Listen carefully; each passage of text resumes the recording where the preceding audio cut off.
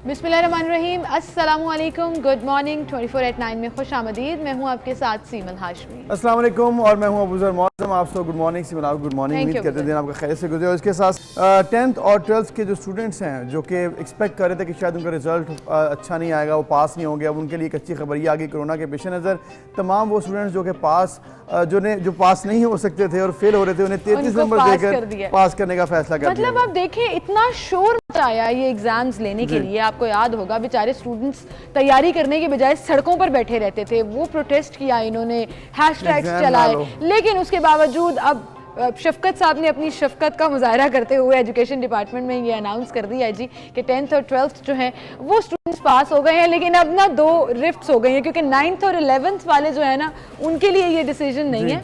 10th और 12th वाले जो है उनको डिग्री मिल जाएगी। जब इनका भी रिजल्ट करीब होगा आने का और सप्लीमेंट्री, क्योंकि अब तो लेने का लगता है गवर्नमेंट का कोई प्लान नहीं है, सप्लीमेंट्री एग्जाम्स अब होने वाले नहीं है, तो अब ऐसा लग रहा है कि 50% चांस तो भी फौरन बन गए कि 9th और 11th वाले भी जो फेल होने वाले हैं वो फेल नहीं होंगे, एटलीस्ट 33% जो है वो पास हो जाएंगे। बच्चों ने तैयारी करना छोड़ देनी है कि बस एग्जाम में अपीयर होना है। हो गए ना, तो अब तो एग्जाम हो गए तो अब वो टेंशन ना ले। मेरा ख्याल है ये चीज अब ज्यादा जरूरी है कि अभी पास हो जाएंगे आप जो लग रहा है ना। ये वैसे कल रात को मैं ये सोच रही थी, हम पढ़ के परेशान हो जाते थे मैट्रिक सेकंड ईयर में, फेल ना हो जाए। 2 साल लोग पास भी जा रहे हैं, मतलब ऑनलाइन क्लासेस लिए जा रहे हैं। अब बच्चों को याद आ गया कि अच्छा ये तो वैसे ही पास कर देते हैं, चले एक और हैशटैग बना देते हैं और वो है कि know playing with the future of students.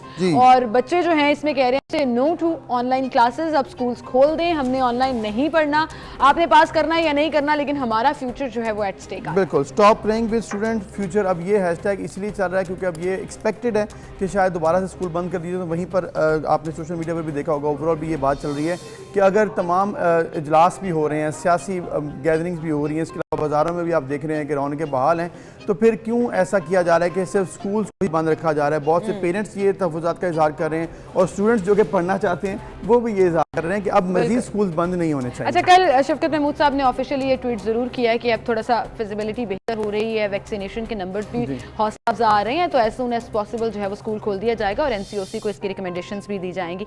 बहरहाल जी, आज के प्रोग्राम की तरफ भी चलते हैं, देखते हैं आज पॉलिटिकल सिनेरियो क्या है और फिर रमीज़ राजा साहब जो हैं वो नए राजा बन गए हैं PCB के, इस पर भी बात होगी और भी बहुत कुछ है आज का प्रोग्राम। सदर का खिताब, ऑपोजिशन का वॉकआउट। रिजल्ट अच्छा ना आने की फिक्र कोरोना ने खत्म कर दी। रमीज PCB के नए राजा बन गए। 2 नहीं 1 रोटी खाएं, लेकिन कैसे? अफगानिस्तान के लिए आर्मी इमदाद भी आना शुरू हो गई। जी, तो ये थी टॉप स्टोरीज। और सबसे पहले हम बात करेंगे कल पार्लियामेंट के मुश्तरका इजलास से सदर पाकिस्तान ने जब खिताब किया तो उस पर भी आज हम तफसीलन बात करेंगे। अंजुम रशीद साहब हमारे साथ हैं, उन्हें हम खुश आमदीद कहते हैं। Good morning. तो सिमल, हमने ओवरऑल ये देखा है कि जो चौथे पार्लिमानी आगाज़ था तो एक ये जो होती है तकरीब सदर की हर साल होती है, लेकिन कल डिफरेंट इसलिए थी कि सिर्फ सियासी नहीं बल्कि वहाँ पर मीडिया के नुमाइंदगान भी खासे परेशान थे। पार्लियामेंट के हाउस के बाद जो भरपूर धरना दिया गया तो ऐसे लग रहा था कि आवाम के मसाइल तो एक तरफ हैं ही हैं, इसके अलावा जो महंगाई है ही है, वहीं पर जो मीडिया के ऊपर कतगन लगाई जा रही है वो भी कल खासी ज़ेर बहस रही। बिल्कुल, एक तरफ तो अपोजिशन ने वॉकआउट कर दिया और सदर साहब जो हैं वो बस देखते रहे और पूरी स्पीच के दौरान भी क्योंकि नारे लगते रहे और मुसलसल उन्हें परेशानी का सामना भी करना पड़ा। लेकिन वहीं पर अपने खिताब में जब वो मीडिया की तारीफ कर रहे थे और उन्होंने प्रेस गैलरी की तरफ देखा तो उन्हें कोई सहाफ़ी नजर नहीं आया और वो एकदम से खुद भी परेशान हो गए कि सहाफ़ी कहाँ है। तो सदर साहब को पता ही नहीं था कि प्रेस गैलरी को बंद किया हुआ है। Even information minister Fawad Chaudhry साहब तक को नहीं पता था। उन्होंने कहा शायद कोरोना की वजह से बंद किया, मैं पता करता हूँ कि क्यों बंद किया। और उसके बाद अंदर चले गए और उसके बाद उन्होंने कोई भी उस पर नोटिस नहीं लिया। तो ये मीडिया को कंट्रोल करने के हवाले से मतलब क्या होना था इसमें? सदर साहब की स्पीच की कवरेज थी और पार्लियामेंट में जो चल रहा था वो सारा कुछ रिपोर्ट करना था, जो कि एक जमहूरी हक है एक सहाफ़ी का। और आप जो है वो हर तरफ ब्लॉकेट लगाए जा रहे हैं। साहब जो हैं वो ये कहते हैं कि हमने इसलिए गैलरी में आना बंद कर दिया क्योंकि सहाफ़ी डिवाइडेड थे, कहीं लड़ाई ना हो जाती गैलरी पर, तो हमने सोचा कि इस लड़ाई से बचा जाए। अब ये सारी बातें जो कल असद कैसर साहब ने की हैं, मेन बात है सदर का खिताब जो था उसमें जो उन्होंने बात की, उन्होंने कहा कि पाकिस्तान बहुत तरक्की कर रहा है, मौशी इशारे बहुत मस्बत हैं, अपोजिशन सिर्फ शोर मचा रही है और इस शोर मचाने के अंदर ही हम लोग तरक्की करते जाएंगे। ये बड़ी इंपॉर्टेंट बात है और हमें ये देखना होगा कि वाकई पाकिस्तान तरक्की कर रहा है या नहीं कर रहा। अंजुम रशीद साहब, पाकिस्तान तरक्की कर रहा है? देखिए, कल सदर ममलिकत ने बहुत ज्यादती की इस मुल्क के साथ। उन्होंने सिर्फ इमरान खान के एक हिमायती की तौर पर दुरुस्त बयान नहीं दिया, पाकिस्तान मुआशी तौर पर कोई तरक्की नहीं कर रहा। उन्होंने कहा सनती इनकलाब आ गया। भाई कोई सनती इनकलाब नहीं आया।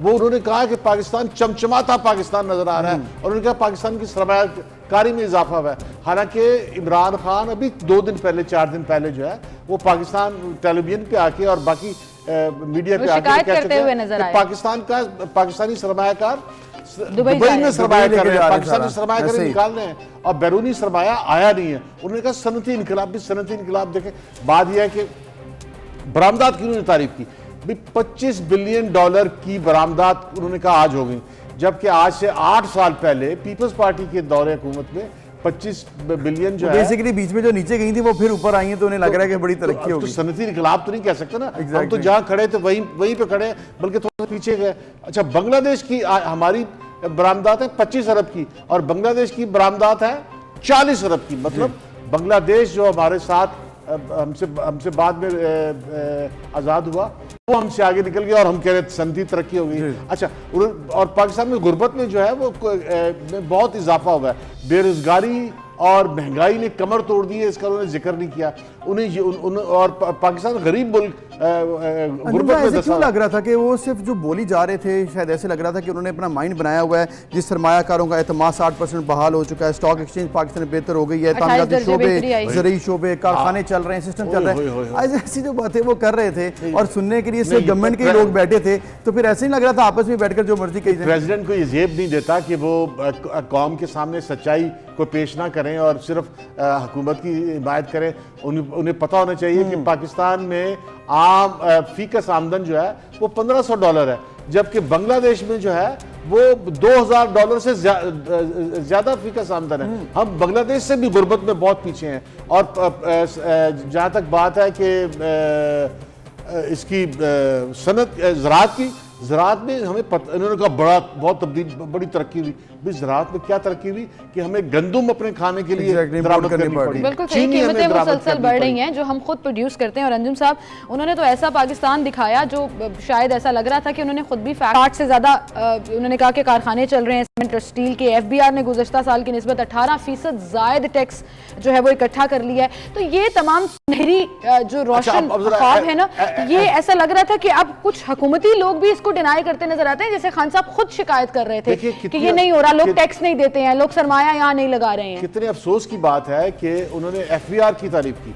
हालांकि सूरत हाल यह है कि पाकिस्तान का आज जो अखराजात हैं वो 8.5 बिलियन रुपए के बराबर हैं और जबकि आमदन जो वो बता रहे हैं वो 5.8 है। मतलब 50% से ज्यादा हम खसारे में जाएंगे, हम कर्जे लेके मुल्क चला रहे हैं। उनको ऐसा नजर नहीं आ रहा ना अंजुम साहब, उनको लग रहा है कि FBR बेहतर परफॉर्म करिए पहले से, इकॉनमी बेहतर परफॉर्म करिए पहले से। एक और मामले पर आपका कमेंट लेना है। उन्होंने जो कहा कि इमरान खान साहब जो हैं दुनिया को जो कहते थे दुनिया ने अब मानना है, उन्होंने 20 साल पहले जो कह रहे थे दुनिया वो फॉलो कर रही है, तो दुनिया को सियासी तनाज़ुर में देखते हुए इमरान खान को अपना पीर मान लेना चाहिए। ये भी उन्होंने कल कहा। आप देखिए कि इमरान खान जो है वो सियासी तनाज़ुर में और इंटरनेशनल फोरम पे जो है वो अमेरिका से कह रहे हैं कि जो बाइडेन उन्हें फ़ोन नहीं करता और हिंदुस्तान का वज़ीर आज़म उनका फ़ोन नहीं उठाता और यूरोपीय यूनियन ने पाकिस्तान के खिलाफ करारदाद पास की है इस वज़ीर आज़म की मौजूदगी में। मतलब हम दुनिया में तन्हा हुए हैं, हम दुनिया में हम पॉपुलर नहीं हुए या दुनिया में हमारी कोई बेहतरी नहीं हुई, हमारी तरक्की नहीं हुई, दुनिया में हम जो है वो तन्हा हुए हैं।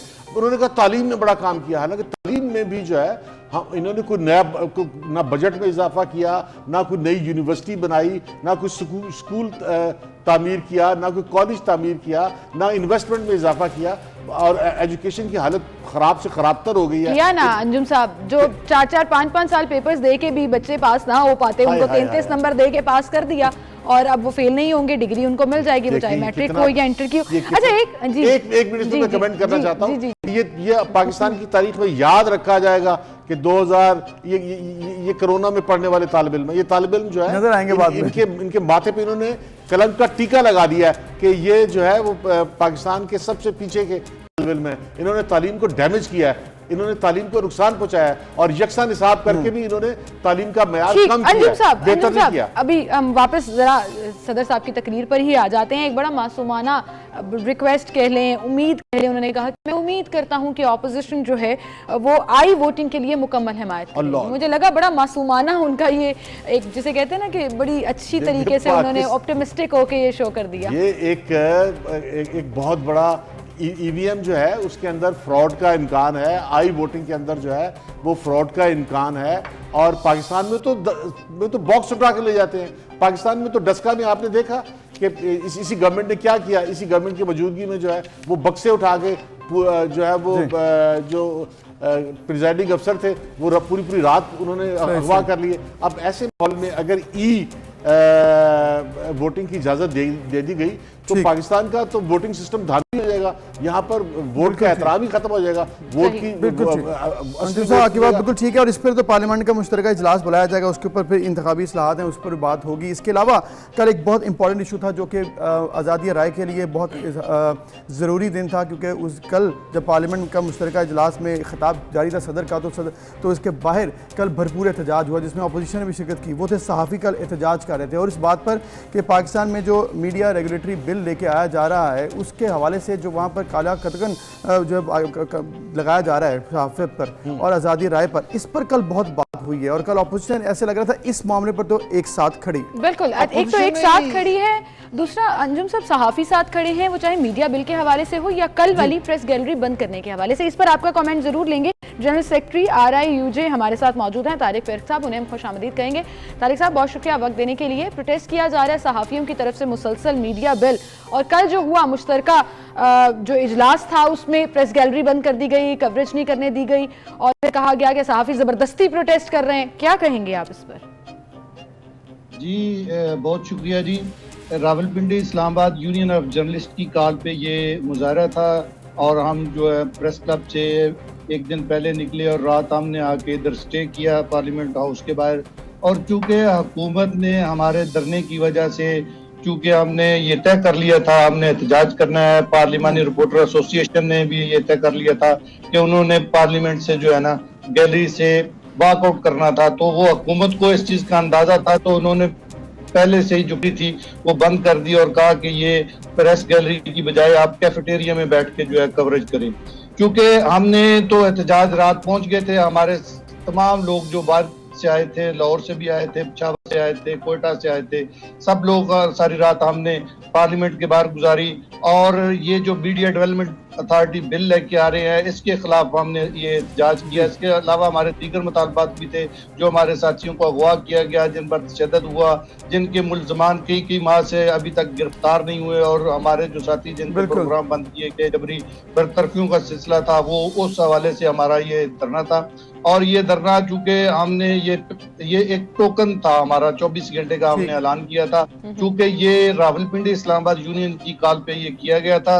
और चूँकि Pakistan federal union of journalist जो है उनके सदर ने कल ये ऐलान किया है कि आज का धरना हमने चूँकि मुश्तरका इजलास के हवाले से रखा था, और मुश्तरका इजलास के बाद हमने रात ये खत्म कर दिया है, और अब इस हवाले से पाकिस्तान अब चूंकि आप कह रहे हैं कि कल तो एक ऑब्वियसली बड़ा इंपॉर्टेंट डे था और इसलिए धरना भी रखा गया और फिर अभी इसको थोड़ी ब्रेक ली गई है, लेकिन इसके साथ साथ जो इसमें इम्पोर्टेंस है कि जो इस वक्त अथॉरिटी बिल लेके आया जा रहा है मीडिया के हवाले से, उसमें ये कहा जा रहा है कि जी फेक न्यूज़ को खात्मा हम चाह रहे हैं और उसके हवाले से अगर कोई फेक न्यूज़ देगा तो फिर हम जुर्माना करेंगे। जो सहाफ़ती बरादरी है वो कह रही है कि इसके अलावा जो तमाम इशूज़ हैं वो ज़्यादा इंपॉर्टेंट हैं, इस पर तो बात हो सकती है। इस पर क्या राय क्या है, किस तरह से इसको डील किया जा रहा है? देखिए जी, हम खुद चाहते हैं कि फेक न्यूज़ नहीं होनी चाहिए, हम खुद इसके मुखालिफ हैं कि फेक न्यूज नहीं होनी चाहिए। फेक न्यूज तो हमारे जो वफाकी वजीर है वो खुद फेक न्यूज जो है ना वो बना रहे हैं और पाकिस्तान में ऐसी सूरत हाल जो क्रिएट कर रहे हैं। आए दिन आपको पता है वो कभी आर्मी पे डाल देते हैं कि ये आर्मी की तरफ से कहा जा रहा है कि जी इस बिल को लाया जा रहा है, कभी किसी तरफ ले जाते हैं। हम तो खुद चाहते हैं कि ये फेक न्यूज नहीं होनी चाहिए, लेकिन मसला ये है कि ये बिल जो है ये जबरदस्ती लाया जा रहा है। अब ये सप्ताह इन्होंने छोड़ा सोशल मीडिया पे, जब इस पे बात की गई, जब इस पे हमने आवाज उठाई तो वफाकी वजीर ने कहा कि जी ये बिल जो है वो ये मुसवदा नहीं है, ठीक नहीं है, ये हमारा नहीं है, इस पे तो हम अभी तजावीज ले रहे हैं, अभी हमने इसमें मुशावरत करनी है। और इस हवाले से इत्तलात व नशरियात की कमेटी में वो आए और उन्होंने ब्रीफिंग दी 2 पेज की कि जी ये चीजें हम लेकर आ रहे हैं, इस पे हमें अभी तजावीज की जरूरत होगी, जब हमारे पास सारी तजावीज आएंगी फिर हम बिल लेके आएंगे। लेकिन दूसरी तरफ ये भी सुना जा रहा है कि ये बिल इन्होंने बिल्कुल तैयार कर लिया है और तैयार करने के बाद इन्होंने वजारत कानून और इंसाफ को भी भिजवा दिया है। इस हवाले से हमने अपने हमारे पास जो मसवदा पहुंचा उस लिहाज से हमने अपना जो हमें तफजात थे उस हवाले से हमने एहतजाज रखा और कॉल दी। और कल तमाम अपोजिशन जो थी वो हमारे पास आई और उन्होंने कहा कि हमारे आपस में इख्तिलाफात जरूर हैं, लेकिन हम इस बिल के हवाले से सहाफियों के साथ हैं। ठीक है, इस बिल के हवाले से ऑपोजिशन सहाफियों के साथ हैं। अंजुम साहब आप कमेंट करना चाह रहे थे, क्विकली अगर आप कमेंट कर दें। देखिए इस बिल पे इमरान खान तन्हा हो गए हैं। इमरान खान की अपनी हिमायती, इवन एमके जो है वो भी इस बिल की मुखालिफ है। पूरी कौम जो है, काफ लीग भी बात कर रही है इस बारे में, काफ लीग भी और एमके भी, पूरी कौम एक तरफ और इमरान खान एक तरफ। इमरान खान के खिलाफ पूरी कौम मुत्तहद है कि मीडिया अथॉरिटी बिल पास ना किया जाए, इससे आमरीत फैलेगी, इससे जो है वो पाकिस्तान की शफाफियत में खत्म होगी, पाकिस्तान की जो है वो जो रूल ऑफ लॉ है वो बर्बाद होगा, पाकिस्तान को बहुत डैमेज होगा, पाकिस्तान को बहुत नुकसान होगा।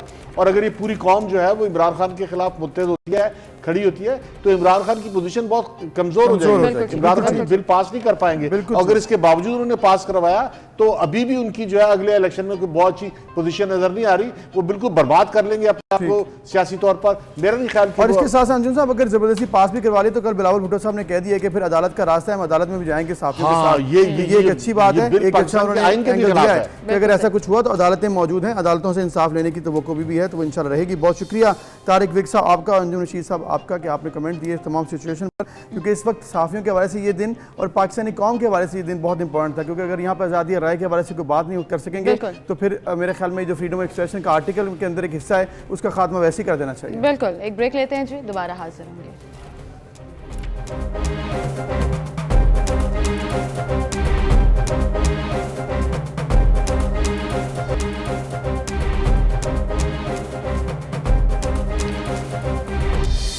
Welcome back viewers. अब हम बात करेंगे आलमी वबा कोरोना के हवाले से। मुल्क भर में 78 मरीजों की जान गुज़िश्ता 24 घंटों में चली गई और 2580 नए केसेस रिपोर्ट हुए, जबकि मस्बत शरह 5.44 रही है और ये अल्हम्दुलिल्लाह गुज़िश्ता 3-4 दिन से अभी 6 से नीचे चल रही है। और यही अगर बेहतरी तरीके से SOPs फॉलो होते रहें और SOPs के साथ साथ वैक्सीनेशन का अमल तेज़ी से जारी रहे तो हम उम्मीद करते हैं कि आइंदा चंद दिनों और हफ्तों में मामला मज़ीद बेहतर हो जाएंगे। बिल्कुल, मामला मज़ीद बेहतर हो जाएंगे। इसमें कुछ इंडिकेशंस नज़र आना शुरू भी हो गए हैं कि शायद स्कूल सेक्टर जो है वो खुल जाए और जो पाबंदियाँ लगाई गई थी SOP और नॉन फार्मास्यूटिकल मेजरमेंट्स की मद में वो भी कम कर दी जाएं। लेकिन इसके बावजूद लाहौर में जो परसेंटेज है वो 12% पर स्टैंड कर रही है। पंजाब में सबसे ज़्यादा ओवरऑल भी अब देखा जा रहा है कि ज़्यादा प्रेशर जो है वो कोविड का पंजाब और लाहौर में ही आ रहा है। सो ये क्यों है, क्यों इस चीज़ को कैसे कंट्रोल किया जाएगा और क्या लाहौर पाबंदियों में अभी भी रहेगा, इस पर हम बात करेंगे। और कैसे मेक श्योर किया जा रहा है कि तमाम SOPs पूरे हों, उस पर हम बात करेंगे। हमारे commissioner Lahore captain retired Mohammad Usman साहब मौजूद हैं।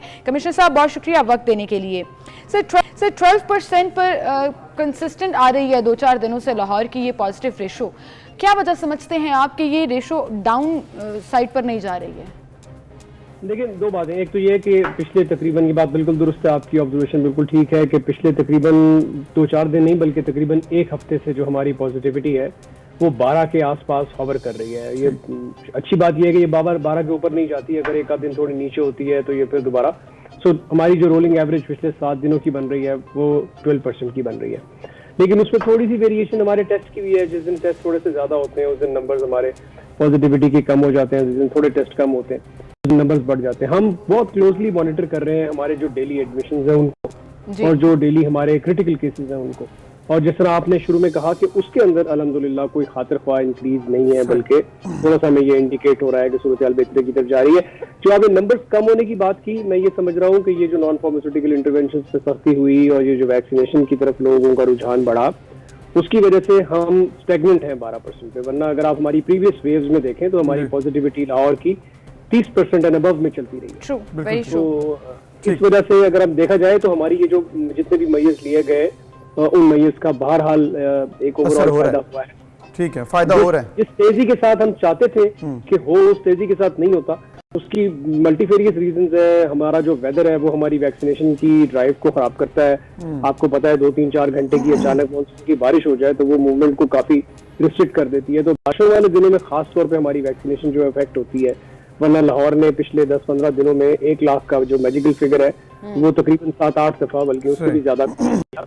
और हमने पाकिस्तान की रिकॉर्ड वैक्सीनेशन भी एक दिन में की। और उम्मीद कर रहे हैं कि आने वाले दिनों में जैसे जैसे हमारा एज ब्रैकेट नीचे आ रहा है, हम ज्यादा ऑर्गेनाइज्ड तरीके से ये वैक्सीनेशन को इंक्रीज कर सकेंगे। बिकॉज छोटा एज ग्रुप आपको एक जगह पर इकट्ठा स्कूलों में मिल जाता है, तो ये हमारे लिए बड़ा आसान होगा कि हम स्कूलों में अपने कैंप्स लगा के इन बच्चों को वैक्सीनेट करेंगे, जो अब हमारे नए रेंज के बच्चे इसमें ऐड हो रहे हैं। सो मेरा ये ख्याल है कि अगले ये जो वीक है, ये वाला जो करंट वीक है जिसमें हम गुजर रहे हैं, ये बड़ा क्रिटिकल है। क्योंकि पिछले वीक में बहुत ज्यादा सख्तियां की गई हैं लाहौर के अंदर नॉन फार्मास्यूटिकल इंटरवेंशन को लेके, प्राइवेट सेक्टर के अंदर, पब्लिक सेक्टर के अंदर बहुत ज्यादा सख्ती की गई है। बहुत ज्यादा जो वायलेशंस थी उनके ऊपर 0 टॉलरेंस के साथ उनको बंद किया गया और सीलिंग्स की गई। और मैं ये समझता हूँ कि उसका असर अब अगले 7 दिनों में, यानी कि जो पिछले 7 दिन में काम हुआ उसका असर अब जी। कैप्टन साहब, जैसे आपने बताया है कि SOPs को फॉलो करवाया जा रहा है और इसके साथ साथ जैसे जैसे वैक्सीनेशन में तेज़ी आ रही है, इसके साथ इंशाल्लाह आइंदा चंद दिनों में नज़र भी आना शुरू हो जाएंगे। फाइज़र भी स्टार्ट हो चुकी है। एज ब्रैकेट आपने जिस तरह जिक्र किया है कि उसके लिए थोड़े छोटे बच्चों के लिए ये अब शुरू कर दिया गया है। इसके अलावा ये भी बताया जा रहा है कि साइनोफार्म उस तरह से अवेलेबल नहीं है। बहुत से लोग वो लगवाना चाहते होते हैं, साइनोवैक अवेलेबल है। ये जो वैक्सीनेशन के हवाले से तो थोड़ी परेशानी भी आती है, कई दफ़ा स्टॉक में कमी फिर हल भी हो जाता है। ये कैसे मैनेज किया जा रहा है इस वक्त, क्योंकि आइंदा आने वाले दिनों में एक्सपेक्टेड है कि ज़्यादा लोग लगवाएं? आपने भी कई दफा बात की है, हमने भी इसके ऊपर कई दफा बात की है। ये जो वैक्सीनेशन है, ये वैक्सीनेशन पहली बात सब लोगों को जो समझनी चाहिए वो ये कि तमाम जो वैक्सीन हैं वो सिक्योर है और सेफ है। हम जितनी वैक्सीन एडमिनिस्टर कर रहे हैं ये वो हैं जो WHO अप्रूव्ड वैक्सीन हैं। तो इस हवाले से किसी को ये शुबा या शक नहीं होना चाहिए कि जो वैक्सीन इस वक्त अवेलेबल है वो शायद अच्छी नहीं है। हर बंदे की अपनी पर्सनल प्रेफरेंस हो सकती है जी। लेकिन एट द सेम टाइम दुनिया के अंदर यकसा वैक्सीन की अवेलेबिलिटी को पॉसिबल बनाने के लिए दुनिया के तमाम ममालिक में एक खास तरीक़ेकार के मुताबिक जो वैक्सीन जो है वो डिलीवर की जा रही है। एक ही वैक्सीन दुनिया के हर मुल्क में अवेलेबल नहीं है, क्योंकि डिफरेंट लोगों की डिफरेंट प्रेफरेंसेस होती हैं। इसलिए ये जो वैक्सीन है ये इवनली डिस्ट्रीब्यूट हुई हुई है सारी दुनिया के अंदर। हमारे पास अच्छी बात यह है कि जो ज्यादा सुपीरियर वैक्सीन समझी जाती हैं, फाइजर और मोडर्ना, वो भी अब अवेलेबल है। और इवन जो छोटे एज ग्रुप्स हैं उसमें आपको पता है हम सिर्फ फाइजर लगा रहे हैं। साइनोफार्म की अभी यस यू राइट कि थोड़ी सी हमारी सप्लाई लाइन थोड़ी सी साइनोफार्म की टाइट है। हम उनको सिर्फ और सिर्फ सेकंड डोज के लिए रख रहे हैं, ताकि जिन लोगों ने फर्स्ट डोज लगवाई हुई है वो सेकंड डोज कम से कम अपनी साइनोफार्म की लगवा लें। फर्स्ट डोज के लिए हमारे पास दूसरी ऑप्शंस अवेलेबल हैं। और लेकिन जब मैं ये कह रहा हूँ कि साइनोफार्म नहीं, तो उसका ये मतलब नहीं है कि वैक्सीन की अवेलेबिलिटी नहीं है। पंजाब के पास हर वक्त तकरीबन 6-7 दिन का वैक्सीन का जो स्टॉक है वो अवेलेबल होता है। और इवन इसी तरह लाहौर के अंदर खास तौर पे पंजाब में सबसे ज्यादा जो स्टॉक इन्वेंट्री है वो लाहौर में अवेलेबल होती है। तो yes, some vaccines are not very easily available. हमने सिर्फ साइनोफार्म जिस तरह मैंने बताया सेकंड डोज के लिए रखी हुई है, लेकिन अगले 7-8 दिनों के अंदर हमारे पास नई साइनोफार्म की खेप आने की उम्मीद भी है। तो ऐसा नहीं है कि ये जो साइनोफार्म अभी नहीं मिल रही है आइंदा भी नहीं मिलेगी, आइंदा भी अवेलेबल होगी। बट मैं अगेन वो जो पहले बात मैंने की है मैं दोबारा करना चाहता हूँ, प्लीज अपनी प्रेफरेंस की बुनियाद के ऊपर अपने आप को 100% एक्सपोज न करें। जो वैक्सीन आपको मिल रही है वो लगवा लीजिए। उसकी हिफाजियत में किसी दूसरी वैक्सीन से 10-15% की कमी तो हो सकती है, लेकिन वो बहरहाल इफेक्टिव होगी क्योंकि हमने अप्रूव्ड वैक्सीन लगा। बिल्कुल सही, ना लगवाने से तो बेहतर है कि जो अवेलेबल है उसके लिए ऑप्शन ऑप्ट की जाए। और ऑब्वियसली अगर गवर्नमेंट लेवल पर ये काम किया जा रहा है तो डेफिनेटली उसके ऊपर ट्रस्ट भी किया गया है और पूरे उसके ट्रायल्स भी कंप्लीट हुए हैं। कैप्टन साहब, आपने कहा जो छोटी एज ब्रैकेट है विच इज 15 से 18, आपने कहा स्कूल्स के लिए आसानी हो जाएगी। जब स्कूल्स खुल जाएंगे तो हमारे पास एक ही ग्रुप में बच्चे मौजूद होंगे जिनको हम वैक्सीन लगवा लेंगे। कुछ पेरेंट्स रिलक्टेंट भी हैं, तो क्या ये चॉइस होगी या सब स्कूलों को, स्कूल के बच्चों को लगाया जाएगा?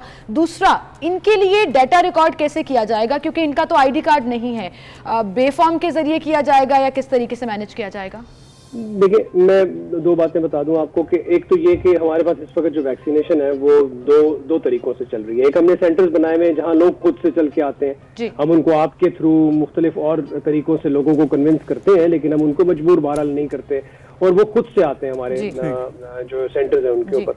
दूसरा, हमने लाहौर में ये शुरू किया हुआ है कि हमने एक आउटरीच प्रोग्राम शुरू किया हुआ है जिसमें हम हर यूनियन काउंसिल के अंदर 1 या 2 सेंटर बना के बैठे हुए हैं और वहां से फिर हमारे सोशल मोबिलाइजर्स मूव करते हैं और वो घरों घरों में जाके लोगों को कन्विंस करते हैं, कोशिश करते हैं, डेटा लेते हैं, उनको आके बताते हैं कि जी सो एंड सो जगह पे आपका सेंटर है। उसकी वजह से हमारे बड़े नंबर्स इंप्रूव हुए हैं और रोजाना तकरीबन 40-45 हज़ार वैक्सीनेशन जो है ये हमारे सोशल मोबिलाइजर्स करवाते रहे।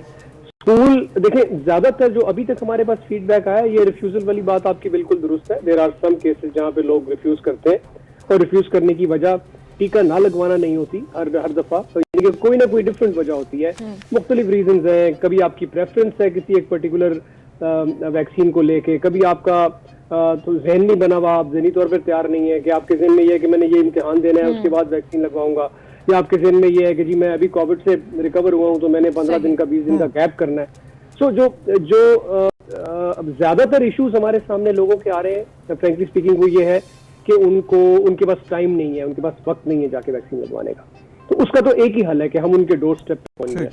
स्कूल के अंदर ज्यादा आसानी में इसलिए कह रहा हूँ क्योंकि स्कूल में बच्चे पढ़ने आएंगे, एक जगह पे बैठे होंगे, एक टीचर ऑर्गेनाइज कर देगी तो हमारे लिए बहुत ज्यादा आसानी होगी। लेकिन बहरहाल ये चॉइस होगी, ऑब्वियसली चॉइस नहीं। देखिए, मैं नहीं समझ रहा कि मुस्तकबिल में जाके ये चॉइस रहेगी। अगर आपने देखा शुरू में थोड़ा सा रिलैक्स करेंगे। हाँ जी, पिछले दिनों में एक बड़ी सख्त रिजीम आई जिसमें हमने मैंडेटरी वैक्सीनेशन जो है वो लगानी शुरू की हैं। उसका पहला फेज चल रहा है, 15 सितंबर के बाद उसका दूसरा फेज लॉन्च हो जाएगा। दुनिया भर में अब सख्तियां की जा रही हैं वैक्सीनेशन को लेकर। ये वैक्सीनेशन चॉइस नहीं है। अगर आप याद करें, पोलियो की वैक्सीन जो है उसकी चॉइस नहीं होती। Thank you so much for clearing it and I think this is the larger message जो होना भी चाहिए। बिल्कुल। और कैप्टन साहब, जो कि ये है कि कैसे नंबर्स को कैसे आपने कैलकुलेट करना है, क्योंकि बच्चे हैं उनका आईडी कार्ड्स नहीं है, तो वो कैसे आप नंबर्स में लेके आएंगे जितने लोगों ने लगवा ली? जी देखिए, जिस तरह मैंने पहले बताया, बल्कि आपने सीमन ने खुद एक्सप्लेन किया कि हम बेफॉर्म की बुनियाद के ऊपर जो है वो डाटा एंट्री करेंगे और वो नादरा के सिस्टम के अंदर, जो कि बेफॉर्म इशू भी नादरा का सिस्टम करता है, उसकी बुनियाद पर हम करेंगे। और इस दरमियान में नादरा के साथ हमारी ये बातचीत भी हो गई है कि अगर कोई ऐसे बच्चे हैं जिनके बेफॉर्म नहीं बने हुए तो उनको फैसिलिटेट भी किया जाएगा बेफॉर्म बनाने के लिए, और वो वॉलंटियर्स भी हैं। बिल्कुल, बहुत शुक्रिया कैप्टन साहब, आप हमारे साथ मौजूद थे। और आपकी एक बात बिल्कुल ठीक है कि ये चॉइस नहीं रहेगी कुछ ही अरसे तक। फिलहाल तो ये आपकी चॉइस है, तो प्लीज कन्विंस योरसेल्फ और अपने इर्द गिर्द के लोगों को कन्विंस करें ताकि वो जाकर वैक्सीन लगवा सकें। इसी के साथ एक ब्रेक लेते हैं, दोबारा हाजिर होंगे।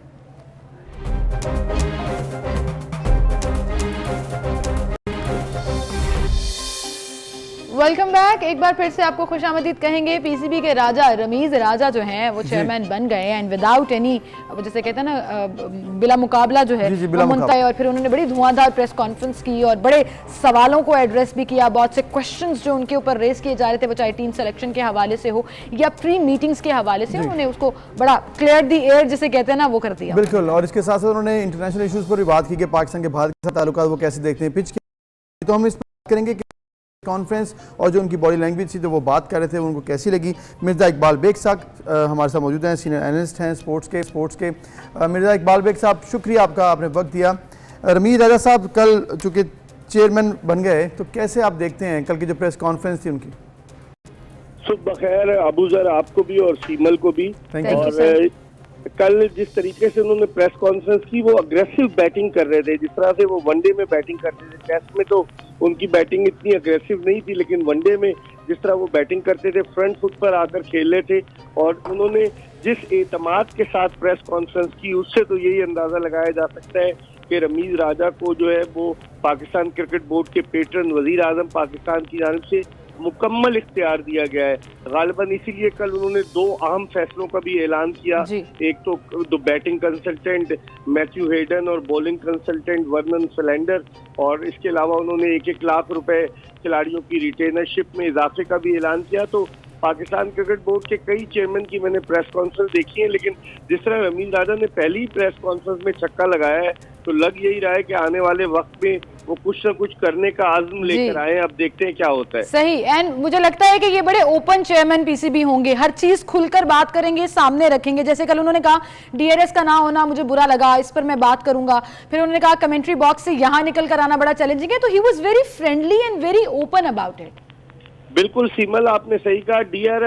डीआरएस के मामले में तो मुझे लग रहा है कि पाकिस्तान क्रिकेट बोर्ड के डायरेक्टर कमर्शियल बाबर हामिद साहब की विकेट गिरने वाली है, क्योंकि वही जिम्मेदार थे इन तमाम चीजों के। और जिस तरह से रमीज राजा ने जो अंदाज इख्तियार किया, क्योंकि उनके पास ऑप्शन है, अगर वो क्रिकेट बोर्ड के चेयरमैन नहीं रहते तो वो कमेंट्री करेंगे, वो अपने यूट्यूब चैनल से बहुत ज्यादा माशाल्लाह कमा रहे हैं, तो उनके पास ऑप्शन तो है। वो दीगर चेयरमैन की तरह नहीं है कि उनके पास एक ही आसरा है चेयरमैनशिप का, तो इसीलिए उन्होंने बड़ा अग्रेसिव अंदाज इख्तियार किया कल। अब देखते हैं, लेट्स होप कि आइंदा आने वाले वक्त में वो क्या इनकलाबी इक़दाम। मिर्ज़ा साहब, कल उन्होंने ये भी कहा है कि आइंदा 10 दिन में आपको अच्छी खबरें मिलेंगी। उन्होंने ये भी कहा कि मैं फ़र्क पैदा करने आया हूँ, ना कर सका फ़र्क तो फिर मेरा आना फजूल है।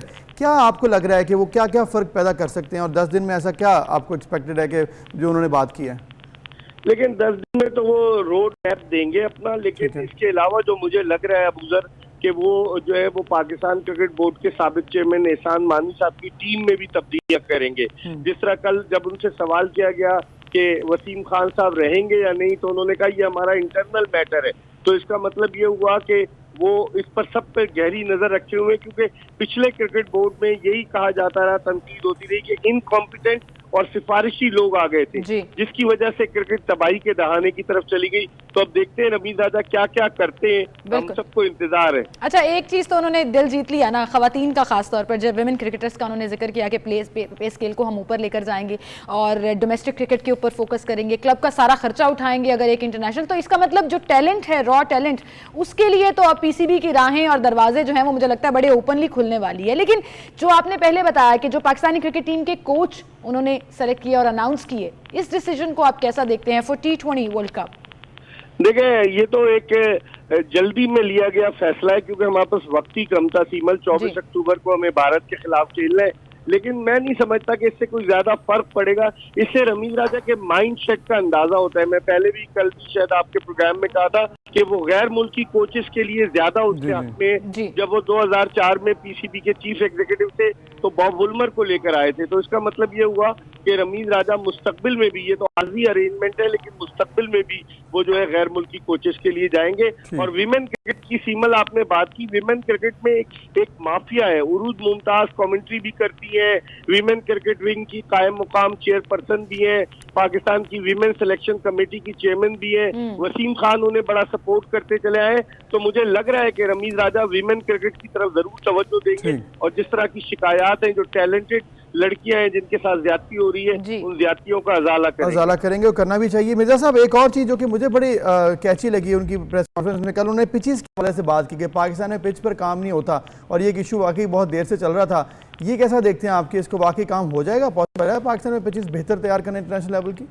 देखें अबूजर, उन्होंने ये भी इशारा किया कि ड्रॉप इन पिचेस तो उन ममालिक में होती हैं जहां उन मैदानों पर क्रिकेट के अलावा फुटबॉल या रग्बी वगैरह खेली जाती है। हमारे यहाँ तो सिर्फ और सिर्फ क्रिकेट होती है। तो मेरे ख्याल में ड्रॉप इन पिचेस के बजाय अगर हम अपनी पिचेस के मयार को बेहतर करें, माजी में हम एंडी एटकिंसन को लेकर आए थे जो पिचेस का एक्सपर्ट था, उसने सिखाया लोगों को। लेकिन वाकई में रमीज की बात सही है, हमारे के डोमेस्टिक सर्किट में जो पिचेस हैं बिल्कुल बेजान है, और जब हम बैनुल अक़वामी सतह पर जाकर खेलते हैं तो एक्सपोज हो जाते हैं। बिल्कुल सही। मिर्जा साहब, एक और मामला जो उठ रहा है कि अब राजा साहब तो आ गए हैं पीसीबी में, कमेंट्री बॉक्स में आपको कौन नजर आ रहा है पाकिस्तान की तरफ से, आपको लग रहा है जो अब उनकी जगह ले सके? देखिए, रमीज राजा की जो आवाज थी वो, उसको हम कहते थे कि voice of Pakistan cricket. Cricket छोड़ने के बाद से वो पूरी दुनिया में पाकिस्तान की आवाज थे। लेकिन मुझे लग नहीं रहा, वसीम अकरम है लेकिन वसीम अकरम के पास इतना वक्त नहीं है, और वो उस पाए के कमेंटेटर नहीं है जिस पाए के कमेंटेटर रमीज राजा बन गए, तो उसका खला पूरा करना मुश्किल नजर आता है। ठीक है, बहुत शुक्रिया मिर्जा इकबाल बेग साहब, और उम्मीद करते हैं कि वहाँ पर तो खला तो शायद पूरा हो जाए, लेकिन अगर क्रिकेट में वो बेहतरी लेके आते हैं तो वो बहुत ज़बरदस्त पाकिस्तान के लिए हो सकता है इन द फ्यूचर में। एक ब्रेक, दोबारा हाजिर।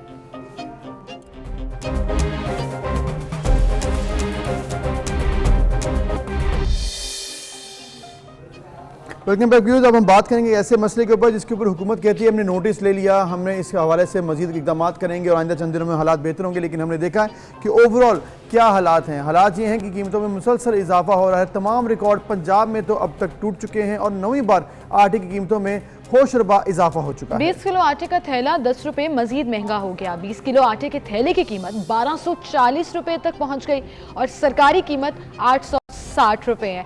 20 किलो आटे के थैले की कीमत में 360 रुपए इजाफा हुआ, जबकि फी किलो 23 रुपए इजाफा हुआ और सरकारी कीमत फी किलो 43 रुपए है। मसनूई इजाफे से आटा फी किलो 66 रुपए का हो जाता है और 23 रुपए फी किलो आटे की कीमतों में इस तरह से इजाफा हो जाता है। महकमा खुराक ने बिलाखिर सरकारी गंदम की रिलीज के लिए राजीनामा जो है वो जारी कर दिया है, लेकिन ये रिलीज होगी 20 सितंबर को और उसका ट्रिकल डाउन इफेक्ट जो है वो by the end of this month जो है शायद मिलना शुरू हो, लेकिन अभी तक आवाम जो है वो महंगा आटा खरीदने पर मजबूर। बिल्कुल, इसके साथ साथ कोई किसी किस्म की सब्सिडी के हवाले से भी अभी तक इतलात नहीं है और यही उम्मीद की जा रही थी कि सब्सिडी मजीद मिलेगी।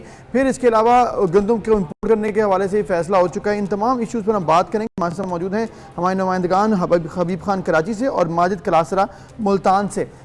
सबसे पहले हम रुख करेंगे, हमारे साथ माजिद कलासरा हैं जो कि हमें पंजाब की सिचुएशन भी बताएंगे, क्योंकि इस वक्त हम पंजाब की बात कर रहे थे कि इस वक्त सिचुएशन क्या है। तो माजिद बताइएगा कि क्या सिचुएशन है इस वक्त पंजाब में, चूँकि बताया जा रहा है कि आटे की कीमत मुसलसल इजाफा हो रहा है, क्या सिचुएशन है आपके शहर में?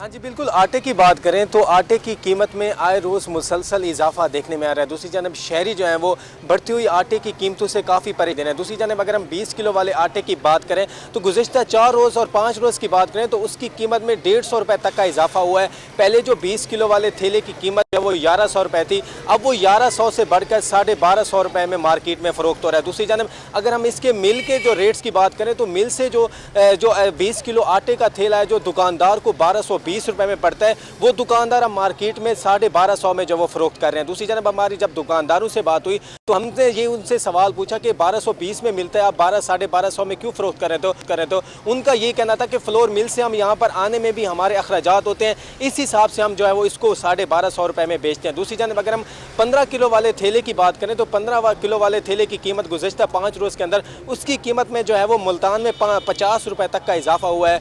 15 किलो वाले थैले की कीमत पहले 950 रुपये थी, अब जो है वो 1000 तक पहुंच चुकी है। दूसरी जानब इसी तरह 10 किलो वाले थैले की बात करें तो उसकी कीमत में भी जो है वो 20 से 30 रुपये का इजाफा हुआ है। दूसरी जानब जब हमारी करियाना रिटेलर एसोसिएशन वालों से बात हुई तो उनका कहना था कि हुकूमत की जानिब से जो है हमें गंदम जो है वो हमें प्रोवाइड नहीं कर रही, जिसकी बुनियाद पर जो है वो आटे के रेट्स में मुसलसल जो है वो इजाफा देखने में। दूसरी जानब शहरी भी इस बढ़ती हुई महंगाई से काफ़ी परेशान दिखाई दे रहे हैं और उनका ये भी कहना है कि दुकानदार जो है वो खुद साख्ता महंगाई पर जो है वो मजबूर हैं। और इसके साथ साथ अगर हम रेट्स की बात करें तो मुख्तलिफ जो दुकानदार हैं और मुख्तलिफ रेट्स में जो है वो फरोख्त करें। प्राइस कंट्रोल कमेटी की बात करें तो ज़िला इंतज़ामिया की जानिब से दावे तो बहुत किए जाते हैं कि प्राइस कंट्रोल कमेटियाँ जो है वो कायम कर दी गई हैं, वो फाल है, लेकिन इस तरह मार्केट में जो है वो आटे के रेट्स में मुसलसल जो है वो इजाफा देखने में आ रहा है। 20 किलो आटे के थैले की कीमत में बेशुबा जो है वो इजाफा हो चुका है, जिससे शहरी जो है वो उनको आटा लेने में जो है काफ़ी मुश्किलात का सामना है। दूसरी तरफ फ्लोर मिल एसोसिएशन वालों की बात करें तो उनका भी यही कहना था कि तमाम तरह अखराजात इसमें जो है वो चौकर हमें शामिल करना पड़ता है। तो इस तरह से जो है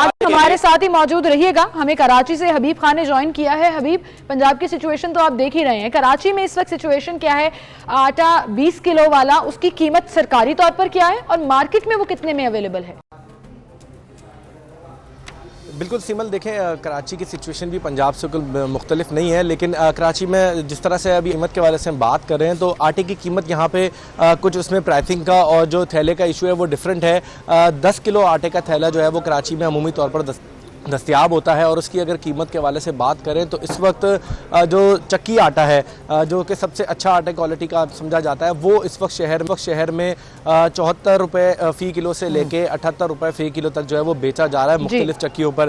तो जो कि गुज़िश्ता पिछले महीने के अगर हम रेट्स को कंपेयर करें तो 68 रुपये और 66 रुपये तक जो है फ़रोख्त हो रहा था। इसी तरह से अगर हम फ़ाइन आटे की बात करते हैं तो फ़ाइन आटा इस वक्त शहर में 63 से 65 रुपये फ़ी किलो में फ़रोख्त हो रहा है, जो कि गुज़िश्ता हफ्तों में हमने देखा था कि 58 और 60 रुपये फ़ी किलो में फ़रोख्त हो रहा था। तो एक इजाफा तो हर जो कि आटा है जो मुख्तलिफ सप्लाई होती है मुख्तलिफ आटा फ्लोर मिल से उनकी कीमतों में इजाफा देखने में आ रहा है। जब इस हवाले से हमारी भी बात हुई है फ्लोर मिल्स एसोसिएशन से जो सिंध के जोन के हैं इंचार्ज, उनसे उनका कहना यही है कि जो अब तक हुकूमत की जानिब से गंदम के जो टेंडर्स हैं उनकी क्लियरेंस नहीं हो सकी है, जिसके बायस जो गंदम की फराहमी नहीं है और आटे की कीमत जो है वो डिमांड के में इजाफे की वजह से बढ़ती जा रही है। तो जब तक कि ये सिचुएशन क्लियर नहीं की जाएगी, हुकूमत की जानिब से गंदम की सप्लाई मुकम्मल तौर पर बहाल नहीं हो जाती। दूसरी जानिब ये भी बताया जा रहा है कि हुकूमत ने आटा और गंदम जो है ख़ास तौर पे वो इंपोर्ट भी कराने के लिए इक़दाम कर लिए हैं, लेकिन ये जब तक जहाज़ यहाँ पर आ नहीं जाते हैं और शहर में तरसील जो है वो उसकी शुरू नहीं हो जाती, उस वक्त तक जो आटे की कीमतों को जो है वो पर जो लगा हुआ है उसको कंट्रोल नहीं किया जा सकता। आपने बिल्कुल सही कहा कि दोनों इश्यूज हैं, एक तो इंपोर्ट अभी तक नहीं हो सका, प्रॉपर तरीके से मिल नहीं सका, और दूसरी जानिब यहाँ पर कॉस्ट प्राइस बढ़ गई है, इसकी वजह से इम्पैक्ट्स बहुत ज़्यादा पड़ रहे हैं। तो फिर जो कि सिचुएशन आपने आटे की तो बताई, तो यहाँ पर जो इस वक्त कराची मार्केट में सिचुएशन घी ऑयल की क्या है वो भी बताया जा रहा है कि बहुत ज़्यादा कीमतें बढ़ गई हैं और इसकी वजह से आम शहरी जो हैं वो मज़ीद परेशान हो रहे हैं, कोई कमी देखने में नहीं आ रही किसी चीज़ में। बिल्कुल अबूज़र, देखें सबसे ज़्यादा जो इस वक्त कीमतों का जो रुझान देखने में आ रहा है ज़्यादा वो ऑयल और घी है। अगर इनकी कीमतों के हवाले से बात करें तो हमने कंपैरेटिव एनालिस्ट हमने कुछ अरसे अभी पहले अपने न्यूज़ चैनल के लिए रिपोर्ट पे भी तैयार की थी, उसमें हमने यही बताया था कि गुज़िश्ता सालों में सबसे ज़्यादा जो इम्पैक्ट आया है महंगाई का वो तेल और घी की कीमतों पर दिखाई दे रहा है। उसमें जो 150 रुपये का तेल फी लीटर मिल जाता था, पाउच ब्रांडेड पाउच की हम बात कर रहे हैं, यहाँ पर जो बड़े बड़े ब्रांड्स हैं उनका पाउच 150 से 160 रुपये फ़ी लीटर मिलता था, आज वही पाउच 340 रुपये 350 रुपये में जो है वो फरोख्त हो रहा है। तकरीबन 200 रुपये फ़ी लीटर पाउच पे जो है वो इजाफा हो चुका है। अगर 5 लीटर वाले कार्टन की बात करते हैं तो वो 5 लीटर वाला कार्टन जो है वो तकरीबन 800 से 900 रुपये का था, वो इस वक्त 1600 रुपये तक की कीमत जो है उसकी कराची में हो चुकी है। तो जो इम्पैक्ट है महंगाई का, जो घर में आम ज़रूरियात की चीज़ है, ख़ास तौर पे आटा है, चीनी है और इसके अलावा घी और जो तेल है, जो रोज़ की ज़रूरत है, वो जब दुगनी कीमतों पे फ़रोख्त होंगे तो एक आम आदमी जिसकी तनख्वाह में बिल्कुल भी किसी किस्म का कोई इजाफा नहीं हुआ है और वो डिपेंड कर रहा है रोज़ाना की दिहाड़ी पे, उनके लिए गुजारा करना इस वक्त बड़ा मुश्किल हो चुका है। और हुकूमत की जानिब से बारहा ये दावे किए जा रहे हैं कि महंगाई को कंट्रोल करने के लिए इक़दाम किए जा रहे हैं, नोटिस लिए जा रहे हैं, लेकिन हम उसका देखते हैं कि एक बड़ा पार्शल सा इम्पैक्ट आता है और उसके बाद दोबारा वही चीज़ों की जो कीमतें हैं वो बढ़ जाती हैं। और आप जैसे कह रहे हैं ये जनरल ग्रॉसरी या लग्जरी आइटम्स की बात नहीं कर रहे, ये वो चीजें हैं जो हर घर में, किसी गरीब से गरीब घर में भी अगर हंडिया बननी है और या रोटी बननी है तो आटा भी इस्तेमाल होगा और उसमें ऑयल भी इस्तेमाल होगा, जिसकी कीमतें बढ़ गई हैं।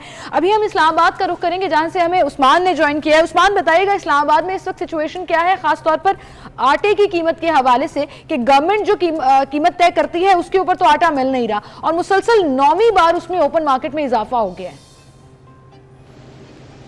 देखिए, पाकिस्तान तहरीके इंसाफ हुकूमत को 1100 रोज़ मुकम्मल हो चुके हैं और 1100 रोज़ में आटे की कीमतों में कई बार इजाफा हुआ और मुसलसल आटे की कीमतों में इजाफा हुआ। अगर हम 2018 की बात करें तो 2018 में आटे के 20 किलो बैग की कीमत थी 770 रुपये और अब मौजूदा जो कीमत है 450 रुपये इजाफे के साथ 1222 रुपये पे आटे का 20 किलो का थैला मिल रहा है। इस वक्त मैं मौजूद हूँ रावलपिंडी के बन्नी चौक के इलाके में वाक़या एक दुकान के ऊपर और आप देख सकते हैं कि यहाँ पर गाहकों की तादाद भी आ रही है। लोग जो है वो आटा यहाँ से ख़रीद रहे हैं। यहाँ पर ताजर मौजूद हैं। आप मुझे ये बताएं कि जब से ये हुकूमत आई है आटे की कीमतों में मुसलसल इजाफा हुआ है, आवाम जो है वो आपसे क्या शिकवा करती है? जो लोग पहले बोरी लेते थे अब भी वो बोरी ले रहे हैं या उनकी कुव्वत ख़रीद कम हो चुकी है? नहीं, उन्होंने आटा लेना कम कर दी है। उसकी वजह ये है क्योंकि महंगाई की वजह से आए दिन महंगाई हो रही है, आटे के रेट भी ऊपर जा रहे हैं, हर चीज़ के रेट ऊपर जा रहे हैं। आप देख ले पेट्रोल कुछ दिनों में कितना हो गया है, डीजल महंगा हुआ है और थोड़े दिन पहले 1 रुपया कुछ पैसे इन्होंने बिजली महंगी की है। उसका असर भी सब चीज़ों का इन चीज़ों पर डलता है। इसलिए गंदम पहले सस्ती थी, अब गंदम हो गई है 62 रुपये किलो हमें मंडी से डलती है। 3100 रुपये का 50 kg का बैग है। इस वजह से आटे की कीमत आए दिन बढ़ रही है।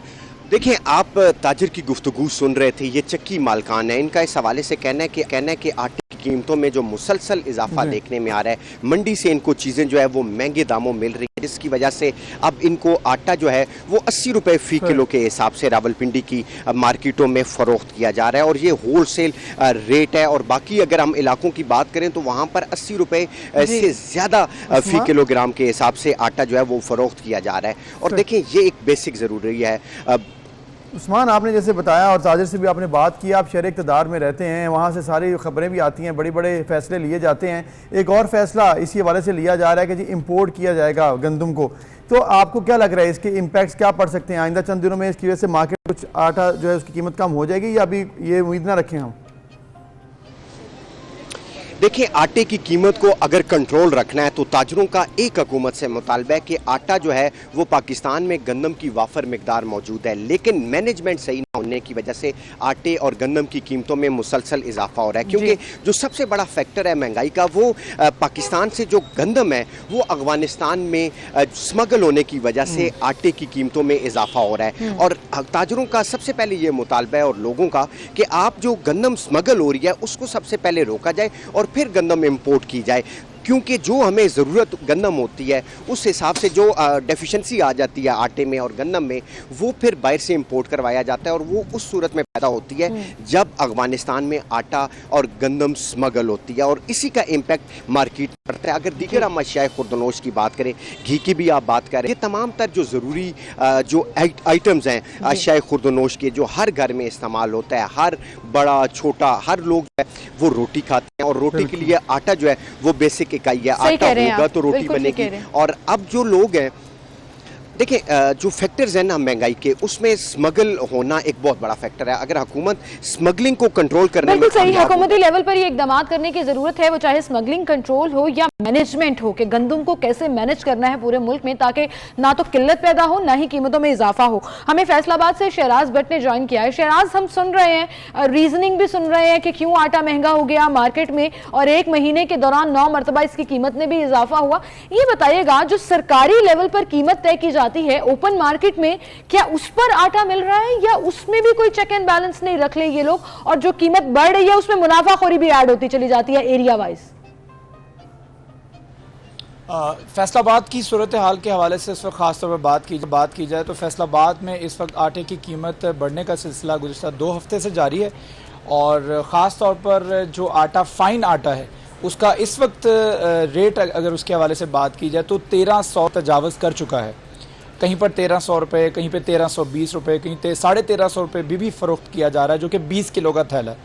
और इसी तरीके से जो 2 मजे का आटा है वो 1250 रुपये से 1260, 1270 रुपये में जो सार्फिन को फ़रोख्त किया जा रहा है। ख़ास तौर पर डीसी लेवल के हवाले से बात की जाए, इंतज़ामिया के हवाले से बात की जाए तो इंतज़ामिया की जानिब से कोई भी चेक एंड बैलेंस नहीं है, जिसकी वजह से मनमानी कीमतों के ऊपर आटा फ़रोख्त करने की जो अपॉर्चुनिटी है वो दुकानदार को मिल जाती है। मोहल्लों के अंदर जाकर मजिस्ट्रेट पहले चेक किया करते थे, प्राइस कंट्रोल कमेटियां थी, लेकिन अब वो ना होने की वजह से इस वक्त जो है वो कोई चेक एंड बैलेंस नजर नहीं आ रहा है। और इस वक्त फैसलाबाद के अंदर भी आटे का रेट जो है वो यौमिया बुनियादों पर बढ़ रहा है। एसोसिएशन की जानिब से इस वक्त मुतालबा किया जा रहा है फौरी तौर पर गंदम का कोटा फराहम किया जाए, बसूरत दीगर आटे की कीमतें एक हफ्ते में मजीद भी बढ़ सकती हैं। सही शराज, मतलब आइंदा चंद दिनों में मजीद भी कीमत बढ़ सकती है, बड़ी परेशानी की बात है। इसके अलावा आपने ये बताया कि इस वक्त सिचुएशन जो है अंडर कंट्रोल नहीं है, और ओवरऑल जब हम बात कर रहे हैं अपने बाकी तमाम नुमाइंदगान से तो यही बताया जा रहा है कि नावाफर मिकदार में अवेलेबल है, इंपोर्ट भी अभी तक नहीं हुआ, तो आप एक हफ्ते में मजीद सिचुएशन ख़राब होगी। तो इस वक्त ओवरऑल सिचुएशन क्या है, ताजरान क्या कह रहे हैं, जो वहाँ पे शहरी हैं वो किस कदर परेशान है? ये तो बड़ी परेशानी की बात है। देखिए, फ्लोर मिल्स एसोसिएशन के जो चेयरमैन हैं और साबिक चेयरमैन हैं, जो पूरी एसोसिएशन है, शाहिद मुमताज़ बाजवा यहाँ पर फैसलाबाद में उनको रिप्रेजेंट कर रहे हैं, जो कि सुपर मार्केट जो सुपर स्टोर्स एसोसिएशन होते हैं उनके भी सदर रह चुके हैं। उनकी जानिब से ये मौक़िफ़ इख्तियार किया गया, अभी अभी इतलात उन्होंने दी हैं कि अगर तो गवर्नमेंट ने हमें फौरी तौर पर कोटा ना दिया, क्योंकि पिछले 3 हफ्ते से आटे की कीमतें मुसलसल बढ़ रही हैं, लेकिन अभी तक गवर्नमेंट की जानिब से कोई स्टांस या कोई ऐसा रद्द-ए-अमल सामने नहीं आया है जिस पर फ्लोर मिल्स एसोसिएशन के साथ बैठकर टेबल टॉक की जाए। तो ये टेबल टॉक ना होने की वजह से सिचुएशन मजीद खराब हो रही है, और फैसलाबाद के अंदर भी इस वक्त जो है वो फ्लोर मिल्स एसोसिएशन कोई बात नहीं, गवर्नमेंट नोटिस तो ले रही है ना, अभी गवर्नमेंट आपस में बात कर ले। आप यकीन करें 16 सितंबर को इसकी रिलीज की इजाजत जो है वो कैबिनेट कमेटी देगी, तो अभी तो वो आपस में ही डिस्कशंस कर रहे हैं कि सरकारी गवर्नमेंट जो है वो रिलीज करनी है और कब करनी है। उसके बाद कहीं जाके शायद फ्लोर मिल एसोसिएशन का जिक्र आए या फिर अवाम का जिक्र आए, अदरवाइज तो फिलहाल वो आपस में ही एक टेबल के ऊपर बैठकर मीटिंग कर रहे हैं, आटा कितना महंगा मिल रहा है इनको फर्क नहीं पड़ रहा। आप हमारे साथ ही मौजूद रहिएगा, लाहौर का रुख करेंगे हम, one of the main city, और वहां से भी हम जानने की कोशिश करेंगे कि आटे की कीमत असल में क्यों बढ़ती जा रही है और किस तरीके से आवाम जो है वो बेचारे दो वक्त की रोटी खाना उनके लिए मुश्किल होता है। बिल्कुल शराज भट्ट, आपका भी शुक्रिया, और इसके साथ साथ हमारे साथ उस्मान जावेद, बासरा हबीब खान मौजूद थे और हमें बताया इस वक्त सिचुएशन है क्या कोटा, और इसके साथ साथ जो मार्केट में इस वक्त रिलीज़ के हवाले से इशू है, फिर इंपोर्ट अभी तक नहीं हुआ, ये तमाम इशूज़ हैं, गवर्नमेंट को देखना चाहिए। और एक बात उन्होंने की, ना प्राइस कंट्रोल कमेटियाँ हैं, ना मजिस्ट्रेट है, ना कोई चेक एंड बैलेंस है, मिसमैनेजमेंट है, जिसकी वजह से सारा मसला क्रिएट हो चुका है। बिल्कुल बिल्कुल, और महंगाई में मजीद इजाफा होगा तो जो हम ये कह रहे हैं कि आटा महंगा होने से लोग शायद 2 से 1 रोटी पर आ गए हैं, वो 1 रोटी भी अफोर्ड कर सकेंगे नहीं। ये लम्हा फिक्रिया है गवर्नमेंट के लिए कि किस तरह से महंगाई को कंट्रोल करना है, और ये उसकी टॉप प्रायोरिटी होनी चाहिए। बिल्कुल, एक ब्रेक, फिर मिलते हैं।